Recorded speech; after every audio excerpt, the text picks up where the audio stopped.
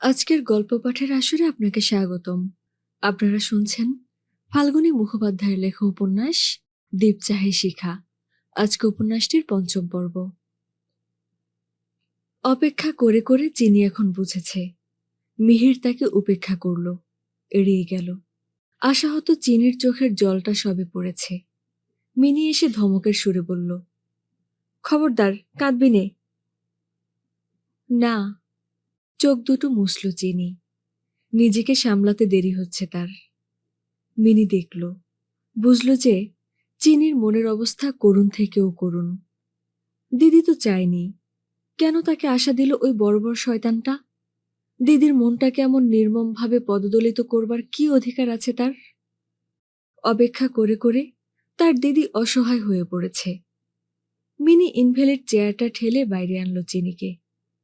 খোলা আকাশের নিচে অসীম নীল আকাশে পাখিরা উড়ছে। মিনি সেই দিকে তাকিয়ে বলল, ওরা কেমন উঠছে দিদি? ওদের কোনো বন্ধন নেই, ওরা মুক্ত, ওরা স্বাধীন। সৃষ্টিতে কেউ স্বাধীন নেই মিনি, তবে ওদের জীবন অপেক্ষাকৃত ভালো। ওরা আশা করে না, তাই আঘাতও পায় না। আমি আহাম্মকের মতো আশার ছলনায় পড়েছিলাম। যাকগে, তুই ভাবিস নে, এ ভালোই হলো, কিন্তু আর কারণটা জানতে ইচ্ছে হয় আমার। কারণ শুক্তি, সে ওকে হজম করে ফেলেছে। ভালো, সেখানেই তিনি ভালো থাকুন।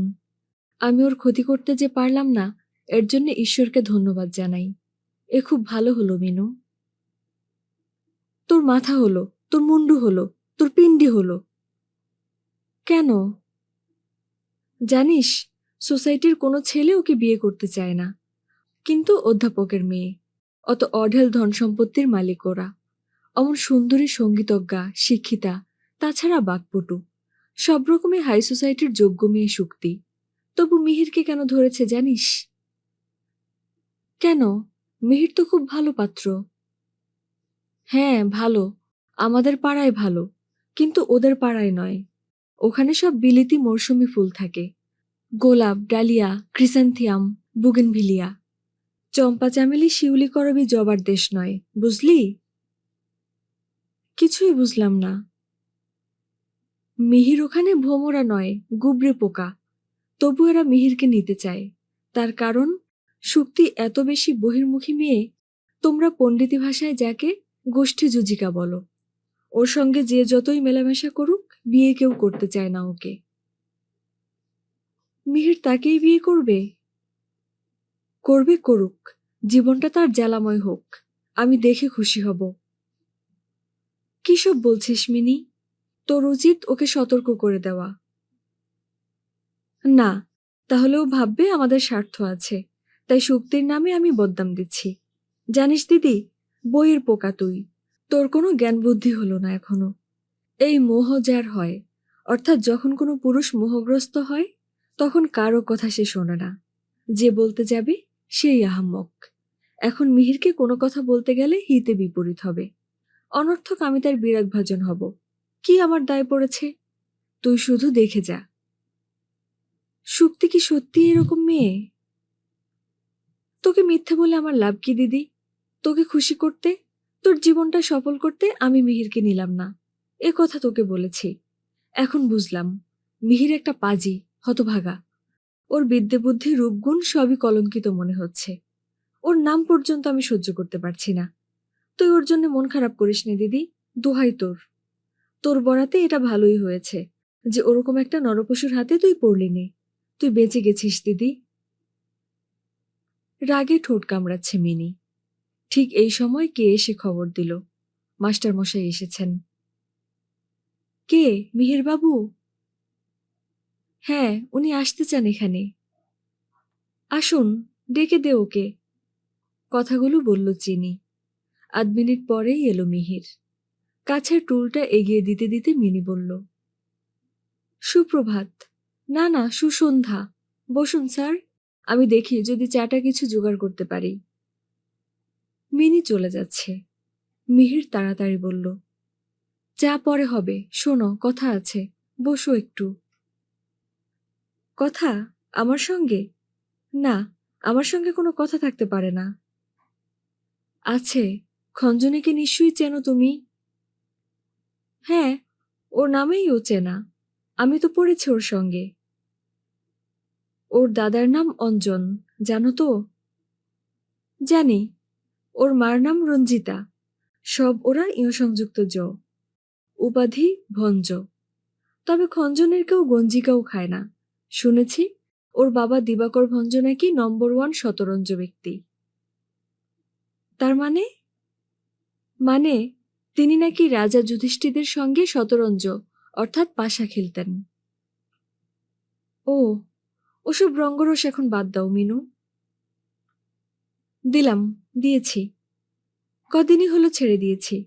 তবে কি জানেন স্যার, স্বভাব যায় না মলে। যে রঙ্গরসের সম্পর্কটা পাতাবার কল্পনা করে স্যারের সঙ্গে শ্যালিকার ভাষাটা ব্যবহার করেছিলাম, তা বাদ দিলাম।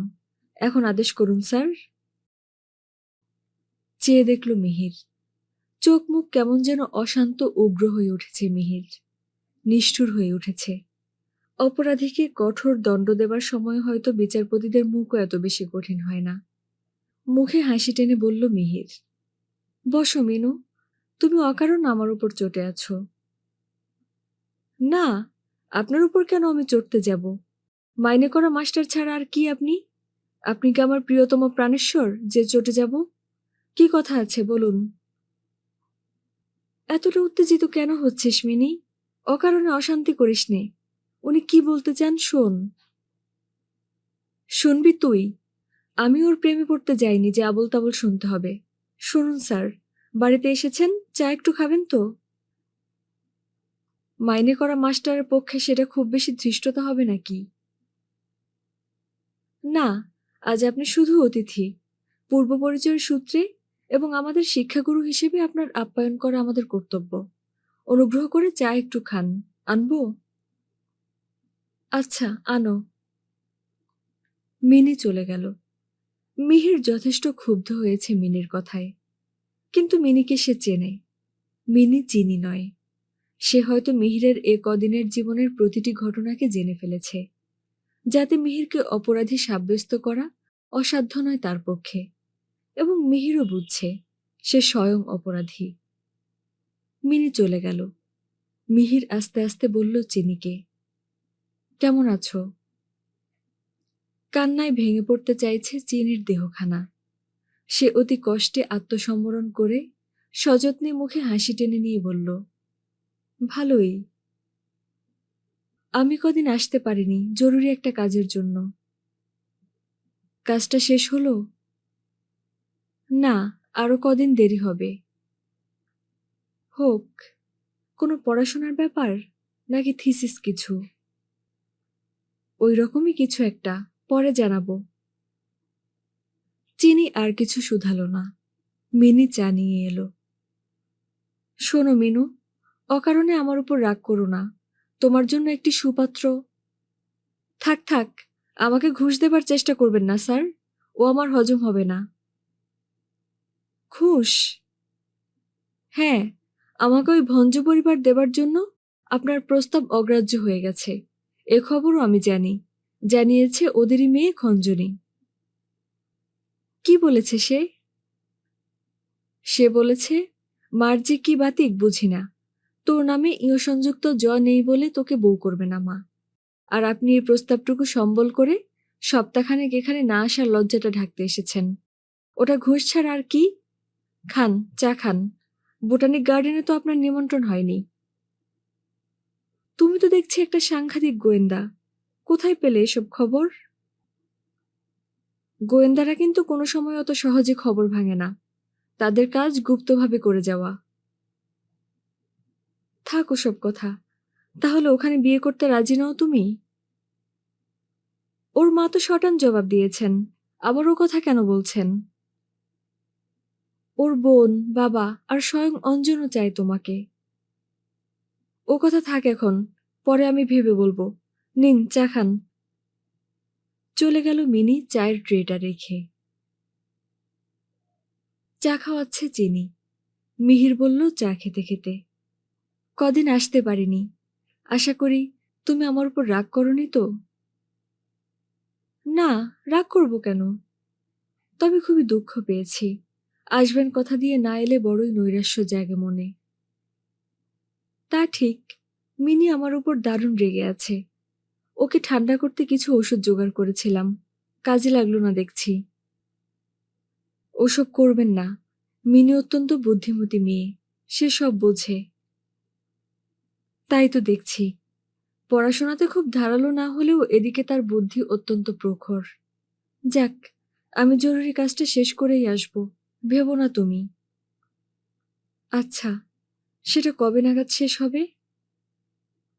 একটু দেরি হতে পারে, এই ধরো মাসখানেক। এত বেশি?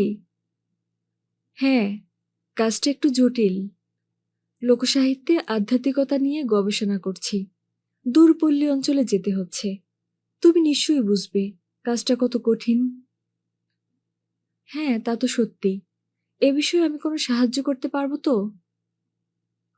নিশ্চয়ই পারবে, তবে আগে লোকসাহিত্য সংগ্রহ করে আনি। আচ্ছা, আসি আজ। মিহির যথারীতি বিদায় নিল, অর্থাৎ ভদ্রভাবেই চিনিকে একটু ছুঁয়ে আদর করে চলে গেল। আনন্দে বিহ্বল চিনির অন্তরটা অনাস্বাদিত মাধুর্যে ভরে উঠতে চাইছে। বেশ কিছুক্ষণ উপভোগ করল সে এই আনন্দানুভূতি। ভাবতে লাগল, মিহির নিশ্চয়ই তাকে বঞ্চিত করেনি, করবেও না। এতটা ভালোবাসা কখনো মেকি হতে পারে না। মিনির ধারণা ভুল। চিনির একান্ত অক্ষমতা সত্ত্বেও মিহির তাকে গ্রহণ করবে। এত বড় সৌভাগ্য সইবে কি করে চিনি? ঈশ্বর যেন তার সহায় হন। চিনি মনে মনে বারবার ঈশ্বরকে স্মরণ করতে লাগল। মিনি এলো অনেকক্ষণ পরে, এসে বলল, উনি কতক্ষণ গেছেন দিদি? প্রায় আধ ঘন্টা হলো। হুম।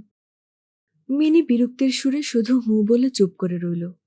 পাশে রাখা যন্ত্রটার তারে টুংটাং শব্দ করছে। চিনি প্রশ্ন করল, কি ভাবছিস মিনু? ভাবছি, মানুষ কত রকম ছলনা করতে পারে, কত রকম ছদ্মবেশ ধারণ করতে পারে। মিহির কি ছলনা করছে? ছদ্মবেশ ধরেছে বলে তুই মনে করিস? হ্যাঁ, করি। ওর অভিনয় পুরোপুরি জমতো যদি আমি না থাকতাম। তুই অত্যন্ত সরল মনা মেয়ে দিদি, পুরুষকে অত সহজে বিশ্বাস করতে নেই। বাইরের জগতের কোনো অভিজ্ঞতা নেই তোর, তাই তোকে আমি সাবধান করতে চাই। মিহিরবাবুর আশা ছেড়ে দে তুই। ছেড়ে দেব? বিশ্বাস কর, আশা তো আমি কোনোদিন করিনি মিনু। করেছিস, এখনো করে আছিস। এই আশাটা জাগিয়েছে তোর মধ্যে ওই শয়তান মিহির।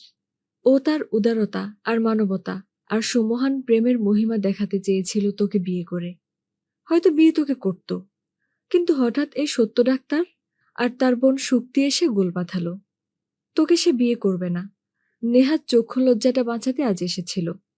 তাছাড়া এর আর একটা কারণ, শুক্তি আজ বাড়িতে নেই, সময়টা কাটাতে, আর তোকে আরো খানিকটা সান্ত্বনা দিতে সে এখানে এসেছিল। এই শয়তানটার আশা তুই ছেড়ে দে দিদি। চিনি অবাক হয়ে ওর কথা শুনেছিল, বলল, তুই কি সত্যিই গুপ্তচর মিনি? হ্যাঁ, তোর জন্যই হতে হয়েছে। কিন্তু ওসব কথা এখন থাক দিদি। বাংলা লোকসাহিত্যে আধ্যাত্মিকতা এই নাম দিয়ে একটা প্রবন্ধ লিখব। আজ সে তোকে এই ধাপ্পা দিয়ে গেল। সে যে মূল্যবান প্রবন্ধ লিখছে, যার নাম লোকসাহিত্যে আধ্যাত্মিকতা, তার জন্য সে নাকি পল্লী অঞ্চলে ঘুরে ঘুরে সব উপাদান সংগ্রহ করছে। মিথ্যুক কোথাকার। মিথ্যুক? হ্যাঁ, মিথ্যুক। দিবাকর বাবুর করঞ্জাক্ষ ছাপাখানায় একখানা বই ছাপা হচ্ছে। লেখক একজন অখ্যাতনামা ব্যক্তি। তিনি সারা বাংলা ঘুরে লোকসাহিত্য সংগ্রহ করে ছাপাচ্ছেন ওই প্রেসে। তোর ওই বঞ্চক প্রেমিক মিহির সে বইটার প্রুফ দেখে, ফর্মা প্রতি 10 টাকা পায়। এমন মতলব করেছে ওই প্রবন্ধ থেকেই একটা বড় ধরনের থিসিস লিখে ফেলবে। তা হয়তো ফেলবে, তাতে তোর কি? বেল পাকলে কাকের কিছু এসে যায় না। ও তোকে বিয়ে করবে না। আমায় বিয়ে না করুক, ও ভালো থাক। রুষ্ট স্বরে মিনি বলল, থাকবে না, থাকতে পারে না। ঈশ্বর ওর ভালো করতে পারবে না। অভিশাপ দিচ্ছিস মিনি? হ্যাঁ, দিচ্ছি, আরো দেব। আমার অসহায় দিদিকে যে এমন বঞ্চনা করে, তাকে আমি অভিশাপ দেব, আরো দেব। ঝরঝর করে কেঁদে ফেলল মিনি। তারপর উঠে চলে গেল। চিনি ভাবতে লাগল, মিনির কি অসীম ভালোবাসা, আশ্চর্য এই প্রেম। দিদির জন্য কত বড় ত্যাগ সে করেছে। তবু দিদি তার সুখী হলো না, হতে পারছে না। এই দুর্ভাগ্যকে মিনি মেনে নিতে পারছে না। কিন্তু মিহির কি সত্যিই প্রতারণা করছে চিনিকে? মিনি তো রীতিমতো গুপ্তচর বৃত্তি শুরু করেছে তার পিছনে। আর মিনির বাহাদুরি যে সত্য খবর সে কিছু জেনেছে মিহির সম্বন্ধে। অনেকক্ষণ চিন্তা করে চিনি ঝিকে বলল মিনিকে ডেকে দিতে। মিনি তক্ষুনি এলো। চিনি বলল, সেই লেখকের লোকসাহিত্যের বই একখানা কিনে আনবি কাল, দেখব। তুই লিখবি দিদি? লিখিস তো সেই লেখক ভদ্রলোকটিকে ডেকেও আনতে পারি, তার সঙ্গে কথা বলবি? আচ্ছা, আগে তুই একখানা বই আনতো, দেখি কেমন বই। রাত হয়েছে। চিনিকে খাবার দেওয়া হলো। খেলো চিনি। মিনিও খেয়ে এসে দিদির কাছে শুয়ে পড়ল। বলল, তোকে ছাড়তে ইচ্ছে করছে না দিদি, আমিই তোকে বিয়ে করব। আচ্ছা, তাই করিস। বেশ থাকবো দুই বোনে। হাসলো চিনি। মিনিও হাসলো। যতটা সম্ভব চিনির মনকে হালকা করতে চায় মিনি। হিরণ এখন এসব মানসিক রস রহস্যের কোনো খবর রাখে না। পড়া আর লেখা নিয়েই মেতে আছে সে। অতএব তার কথার কোনো আলোচনা হয়নি ইতিপূর্বে। আজ হঠাৎ মিনি বলল, হিরণ বড্ড বাড়াবাড়ি শুরু করেছে দিদি, খুব আনরুলি হয়ে উঠেছে। কেন, কি হয়েছে? কি করেছে সে? নিত্যই করছে, নানা রকম আন্দোলনের পাণ্ডা। সে কলেজের ছাত্র ইউনিয়নের লিডার। বাবা তো খুব ভাবনায় পড়েছেন। ভাবনা হওয়া খুবই স্বাভাবিক। তারপর? কাল কলেজে পুলিশ ঢুকেছিল, কাঁদানে গ্যাস ছেড়েছে। হিরণের চোখে লেগেছিল। কে জানে কবে জেলে যাবে। আমাকে তো এসব আগে বলিসনি। তোকে বলে কি লাভ? আজ হঠাৎ বলে ফেললাম। বললি কেন? হিরণের জন্য মা বাবা খুব ভাবছে, তাই। একটি মাত্র ছেলে। তাই তো, ভাবনারই তো কথা। এই জন্যই বাবা কদিন আমাকে দেখতে আসতে পারেননি। না, তা নয়। তোর জন্য বাবার মন সব সময় কাঁদে। বাবার এখন সময় খুব কম, ইয়ার এন্ডিং চলছে।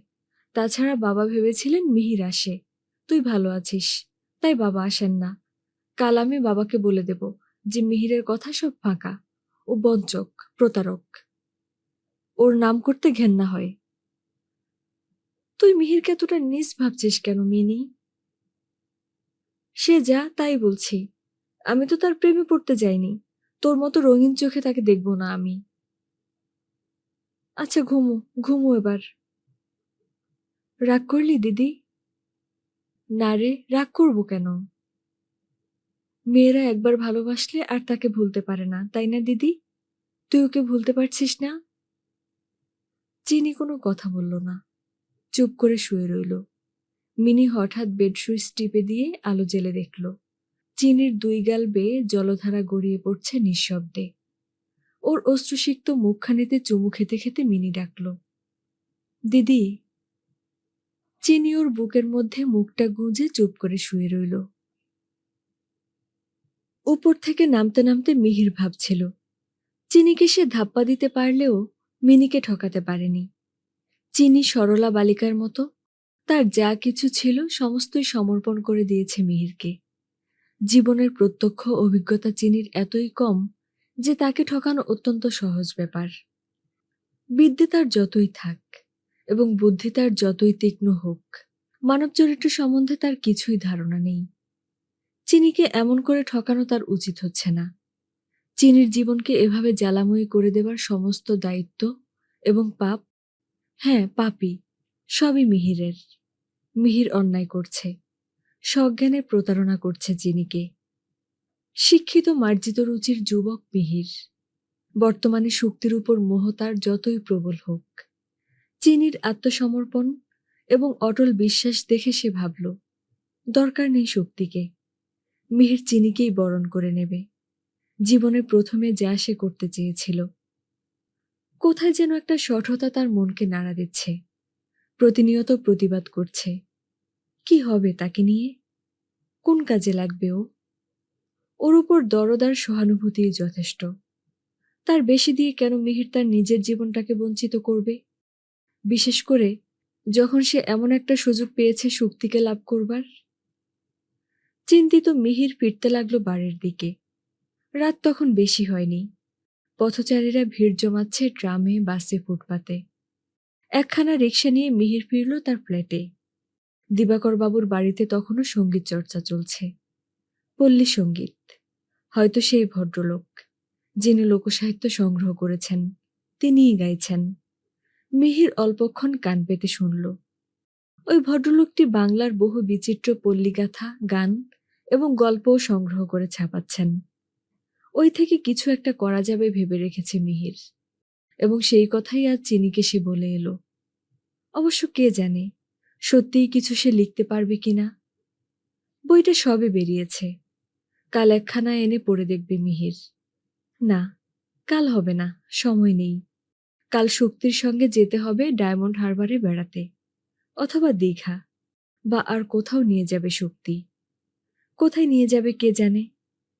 আর কতদূর নিয়ে যাবে মোরে হে সুন্দরী। গানের লাইনগুলো মনে পড়ল মিহিরের। বিছানার চাদরখানা ঝাড়তে ঝাড়তে মিহির ভাবছে, ছোট একটা চাকর রাখবে এবার সে। এই বিছানা ঝাড়া, জুতো বুরুশ করা, ঘর ঝাড় দেওয়া, এই কাজগুলো তার আর এখন নিজের হাতে করা উচিত নয়। এতদিন মিহির সব কাজই শ্রদ্ধার সঙ্গে করে এসেছে। নিজের কাজ নিজের হাতে করাই অভ্যাস তার। এতে তো অগৌরবের কিছু নেই।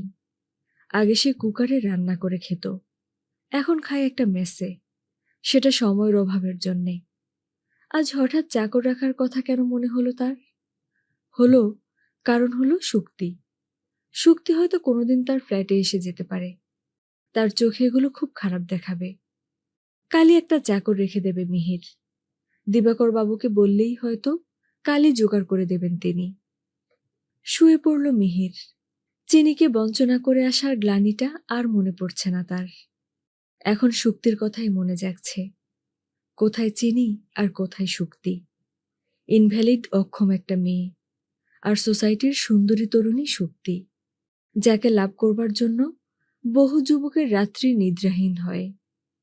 চিনির কাছে আজ শেষ বিদায় নিল মিহির। ওখানে আর কোনোদিনই যাবে না। যাওয়া আর কোনো মতেই উচিত নয় তার পক্ষে। ঘুমালো মিহির চিন্তা করতে করতে। উঠেই দাড়ি কামানোর তাগাদা। এক্ষুনি শক্তির কাছে যাবে। মিহিরকে নিয়ে কোথায় যাবে সে কে জানে। তবে মনে হয় খুব দূরে কোথাও নয়। 2-1 দিনের মধ্যেই ফিরতে পারবে। পরপর 3 দিন ছুটি আছে। গুড ফ্রাইডে, ইস্টার স্যাটারডে এবং সানডে, অর্থাৎ রবিবার। 3 দিনের এই ছুটিটা উপভোগ করতেই যাচ্ছে মিহির শক্তিকে সঙ্গে নিয়ে, নাকি শক্তিই যাচ্ছে মিহিরকে সঙ্গে নিয়ে। পার্টিতে আরও কে কে যাবেন কে জানে। নিশ্চয়ই তার আরও বান্ধবী এবং বন্ধু থাকবেন। থাক না। দাড়ি কামানো হলো। মুখখানা ধোবার আগেই দিবাকর বাবুর চাকর এসে জানালো, বাবু ফোন। যাচ্ছি, যাও। কিছুক্ষণ পর মিহির এসে ফোন ধরল। বলল, হ্যালো, কে? আমি শক্তি। কত দেরি হবে? এই 8 ঘন্টার মধ্যেই যাচ্ছি। তাহলে আরো 1 ঘন্টা পরে আপনাকে আশা করতে পারি। এতটা পথ তো আসতে হবে। না, আমি ট্যাক্সি করে যাব। মিনিট 15 লাগবে। আচ্ছা, আসুন। ফোন ছেড়ে দিল শক্তি। দিবাকরবাবু প্রশ্ন করলেন, কোথায় যাবে তোমরা? কি জানি, কোথায় যেন বেড়াতে যাবেন ওরা সব। আমারও নিমন্ত্রণ আছে। ও, তুমি ফিরবে কবে? রবিবার সন্ধ্যা নাগাদ। মিহির চলে এলো। দেখতে পেল খঞ্জনা এক কোণে দাঁড়িয়ে আছে। জিজ্ঞাসা করল, তুমি এমন চুপচাপ একলা এখানে দাঁড়িয়ে যে? কি আর করি, দোকলা জোগাড় হয়নি। চেষ্টা করো, জুটে যাবে। মিহির কথাটা বলতে বলতে চলে এলো। ওর মনের মধ্যে শক্তির তাগাদা প্রতিনিয়ত ওকে বিব্রত করছে। ঘরে ঢুকেই তাড়াতাড়ি স্নান সেরে নিল মিহির। জামা কাপড় পরতেও বেশ কিছু সময় গেল। তারপর বেরিয়ে ট্যাক্সি খুঁজতে গেল খানিকটা সময়। হাতঘড়ি দেখল, 1 ঘন্টারও বেশি সময় পার হয়ে গেছে।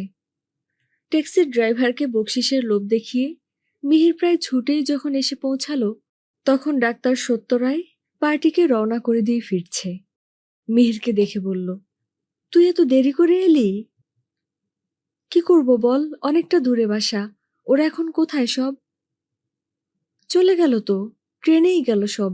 আমিই তাদের তুলে দিয়ে এলাম। কোথায় গেলেন ওরা? নালন্দা দেখতে। এখন আর ট্রেন নেই যে তুই যাবি। আমি পরের ট্রেনেই যাব, ঠিকানাটা দে। ঠিকানা নেই কিছু, বলল ওখানে যে কোনো একটা হোটেলে উঠবে সবাই। কে কে গেলেন? বন্দনা, তার দাদা অমিতাভ, মিনতি, মঞ্জু, শিবনাথ। তুই সকলকে চিনবি নে। যাকগে, তোর আর এদের সঙ্গে যেতে হবে না। ও, থাক তাহলে, কথাটা বলল মিহির। কিন্তু মনের ভিতর এমন একটা ধাক্কা তার লাগলো, যা সামলাতে বেশ কিছুক্ষণ সময় লাগবে। সত্যর কাছে বিদায় নিয়ে বাসায় ফিরল না। ওখান থেকে সোজা হাওড়া স্টেশনে এলো, টিকিট কাটলো এবং সটান রওনা হলো নালন্দা দেখতে, একা। অমন করে সেজেগুজে বেরিয়ে মিহির যদি বাসায় ফেরে তো খঞ্জনা কথা শোনাবেই। মিনিও ঠাট্টা করতে কিছু বাকি রাখবে না। অতএব যে কোনো প্রকারে 3 দিন বাইরে থাকাই ভালো। মিহির পৌঁছাবে কখন কে জানে। পাশের বেঞ্চে বসা এক ভদ্রলোকের কাছ থেকে টাইম টেবিল চেয়ে নিয়ে দেখল, আজ আর তাকে পৌঁছাতে হবে না, কাল পৌঁছাবে। কয়েক ঘন্টার অবসর। মনটা তিক্ত হয়ে যাচ্ছে মিহিরের। এত দেরি হলো শুধু ট্যাক্সির জন্য। এর থেকে বাসে এলে আগে আসা যেত। কিন্তু শুক্তি যদি ফোনে জানিয়ে দিত তাকে যে তারা পাটনা যাবে, তাহলে তো সে সটান হাওড়া স্টেশনে গিয়েই ওদের ধরতে পারত। শুক্তি তা জানালো না কেন?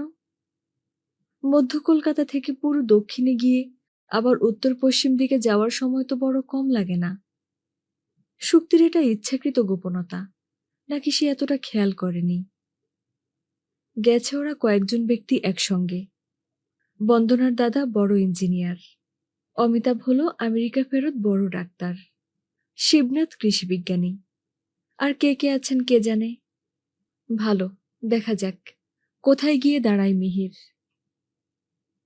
ট্রেন ছেড়ে দিল। রাত হলো অনেক। ঘুম হলো না মিহিরের। দু চোখের পাতা এক করতে পারল না সে নানান চিন্তার জন্য। সকালে সে নামল পাটনায়। এখানে তার এক বন্ধু থাকে, নাম সন্তোষ। অ্যারোড্রামে কাজ করে। বাসার ঠিকানা জানা ছিল। সে গেল সন্তোষের বাড়ি। অনেকদিন পর দেখা দুজনে। বন্ধুকে স্বাগত জানালো সন্তোষ। বড় বাংলোর মতো বাসা সন্তোষের। আরামে এসে রইল ওখানে। বৈকালে বেরুলো বেড়াতে। নালন্দায় মিহির আর যাবে না। মনে মনে স্থিতাবস্থা এসে গেছে। তাই শনিবার সন্তোষদেবের বাসায় থেকে রবিবার রাত্রে ফিরবে ঠিক করল। পরদিন সকালে মিনি একজন ভদ্রলোককে ডেকে আনলো। বছর 50 বয়স। সুশ্রী চেহারার মানুষটি এসে বিনীত অভিবাদন জানালেন চিনিকে। পরিচয় দিলেন তার নাম প্রভাব পাঞ্জা। পাঞ্জামশাই জানালেন তিনি সরকারের শিক্ষা বিভাগে উচ্চ পদে কাজ করেন। দেশের বিভিন্ন স্কুল কলেজে তাকে যেতে হয়। এই সুযোগটার সদ্ব্যবহার করেছেন তিনি নানা স্থানের লোকগাথা সংগ্রহ করে। নিজের পয়সা খরচ করে এটা করা তার পক্ষে অসাধ্য ছিল। দিবাকরবাবু তার দেশের লোক, পরিচিত বন্ধু। তারই উপর বইখানি ছাপার ভার দিয়ে তিনি নিশ্চিন্ত ছিলেন। দিবাকরবাবু তার একজন পরিচিত পণ্ডিত প্রফেসরকে দিয়ে প্রুফ দেখিয়ে বইখানি সর্বাঙ্গ সুন্দর করে ছেপে দিয়েছেন। খবর পেয়ে প্রভাতবাবু মাত্র কাল কলকাতায় এসেছেন। মিনির সঙ্গে দিবাকরবাবুর মেয়ের বন্ধুত্ব আছে। ওখানেই মিনির আলাপ হয়েছিল কাল প্রভাতবাবুর সঙ্গে। আজ ফোন করে এখানে আসতে আমন্ত্রণ করল। খুব আনন্দ পেলাম আপনার আশায়, আপনার বইটা দেখতে চাই। এই নিন, অনুগ্রহ করে উপহার স্বরূপ আপনি বইটি গ্রহণ করুন। ধন্যবাদ। চিনি সাগ্রহে গ্রহণ করল বইখানি। সুন্দর ছাপানো, শোভন অলঙ্করণ আর মজবুত বাঁধাই করা বই বাংলার লোকসাহিত্য। একজন বিখ্যাত ব্যক্তির লেখা একটি বড় ভূমিকা রয়েছে। চিনি তার এক হাত দিয়ে বইটার পাতা উল্টাতে উল্টাতে বলল, ছাপা তো ভালোই হয়েছে, ভুলটুল নেই তো? কি জানি, আমি এখনো দেখিনি। যিনি প্রুফ দেখেছেন তিনি একজন প্রফেসর। তার সঙ্গে আলাপ করতে গেলাম, শুনলাম বাড়ি নেই তিনি, কোথায় বেড়াতে গিয়েছেন। তিনি ফিরলে দেখা হবে নিশ্চয়ই।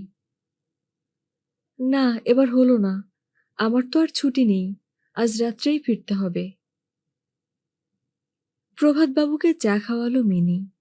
অত্যন্ত উদার প্রকৃতির ভদ্রলোক। কথায় কথায় বললেন, সুদূর পল্লী অঞ্চলে কত যে কথা আর কথকতা আছে, কত যে প্রবচন আর পরীক্ষিত মিষ্টি যুগের ঔষধ, তন্ত্রমন্ত্রের কত হদিশ আছে তা বলার নয়। সব সংগ্রহ করেছেন? সব না, কিছু কিছু করেছি। আপনার এই বইখানা থেকে যদি কেউ থিসিস লেখে? লিখুন না, সানন্দে বললেন প্রভাতবাবু। খুবই তো আনন্দের কথা। লিখবেন আপনি? চেষ্টা করব। অবশ্য আরো যোগ্যতম লোক যদি কেউ লেখেন তো ভালো হয়। আপনিই যোগ্যতমা, এই কমিউনিটির কথাই বুঝেছি। আপনি লিখলে আমি সব থেকে বেশি খুশি হব। যিনি প্রুফ দেখেছেন তিনি যদি লেখেন? তার সঙ্গে আমার দেখা হয়নি, কোনো কথাও হয়নি এখনো। তাছাড়া এই বই নিয়ে এবং আরো নানা বই নিয়ে থিসিস তো যে কোনো লোক লিখতে পারে। তাছাড়া বই তো আমি বাজারে বেচবো। হ্যাঁ, নিশ্চয়ই। আচ্ছা, আজ আসি তাহলে। আবার কলকাতায় এসে দেখা করব। নিশ্চয়ই করবেন। আবার আপনি এলে আপনার কাছে পল্লীর গল্প শুনব। আচ্ছা আচ্ছা, শোনাবো খুব মজার গল্প। অনেক কিংবদন্তির গল্প শুনবার আছে। হেসে বিদায় নিল ভদ্রলোক। মিনি এতক্ষণে বলল, এবার বুঝলি তো মিহির তোকে কেমন ধাপ্পা দিয়েছে? যাকগে, তুই এখন যা, বইখানা পড়ি। পড়। মিনি চলে গেল। চিনি নিবিষ্ট মনে বইখানা খুলে দেখছে। ও কি প্রথমে ভূমিকাটা পড়বে? না, আগে বইখানা পড়ে পরে ভূমিকা পড়লে ভূমিকার বক্তব্য ভালোভাবে বোঝা যাবে। চিনি পড়তে আরম্ভ করল। কত বিস্ময়কর কথা, কত আশ্চর্য কাব্যরস, কত মাধুর্য মাখা প্রেম বিরহ মিলনের ইতিহাস। কিন্তু সকলকে ছাড়িয়ে রয়েছে একটি পবিত্র সুন্দর আত্মা, যাকে ধরা যায়, ছোঁয়া যায়, অনুভব করা যায়। সেটা হলো বাংলার বিশেষ বিশেষ সাধনধারার সঞ্চিত আধ্যাত্মিকতা। প্রতিটি গাথার মধ্যে কি এক অপূর্ব ঈশ্বরপ্রেম সদা জাগ্রত। ঈশ্বরানুভূতিকে মজ্জাগত করতে না পারলে এমনভাবে এত সাবলীল ভঙ্গিতে তার প্রকাশ ব্যঞ্জনা সম্ভব নয়। চিনি আরও দেখল, এই ছড়াগুলিতে মা শব্দটা যেন সকলকে জুড়ে, সকলকে ছাপিয়ে, সকলের হৃদয় নিপ্পমান। পথের পথিক, দুয়ারের ভিখারি, নিরন্ন বা ধনী রাজ জমিদার, সকলেই এই মা শব্দটার কাঙালি। মা, মা, মা, এই মাতৃভাব যেন আকাশে বাতাস ছাড়িয়ে এই নীল নভতলে গিয়ে লয় হয়েও হচ্ছে না, ধ্বনিত প্রতিধ্বনিত হয়ে ফিরে ফিরে ভেসে আসছে কানে। মা, মা, মা। চিনি এই মাতৃভাব নিয়ে একটা গবেষণামূলক প্রবন্ধ লিখবে ঠিক করল। বইটা সারাদিন সে পড়েছে। রাত্রি হলো, তখনও কয়েক পৃষ্ঠা বাকি রয়েছে লোকসাহিত্য শেষ হতে। মিনি এসে ধমক দিয়ে বলল, আর পড়ে না, এবার ঘুমো। এই অধ্যায়টা শেষ করে নেই। না, আর এক লাইনও না। বইটা কেড়ে নিল মিনি, শুইয়ে দিল চিনিকে জোর করে। তারপর আলো নিভিয়ে দিয়ে দিদির গলা জড়িয়ে ডাকল, দিদি। বল। মিহিরবাবু বেড়াতে যাচ্ছিলেন শুক্তিদের সঙ্গে। তারা কেমন বুদ্ধি করে ওকে বোকা বানিয়ে গেছেন শুনবি? ভারী মজা করেছেন। কি ব্যাপার রে? ওরা ফোন করলেন হাওড়া স্টেশনের পাবলিক ফোন থেকে, কিন্তু বললেন না ফোনটা কোথা থেকে করা হলো। মিহিরবাবু জামা জুতো পরে ট্যাক্সি নিয়ে শটান গেলেন শুক্তিদের বাড়ি। গিয়ে শুনলেন ওরা বহুক্ষণ রওনা হয়ে গেছেন, ট্রেনেও চড়েছেন, গেছেন নালন্দা দেখতে। তাই ট্রেনে উনি শটান নালন্দার দিকে যাত্রা করেছে। মোহটা কত বেশি বোঝ এইবার। হ্যাঁ, কিন্তু ওরা বললেন না কেন মিহিরবাবুকে হাওড়া স্টেশনে যেতে? শুক্তির কাজই তো এই।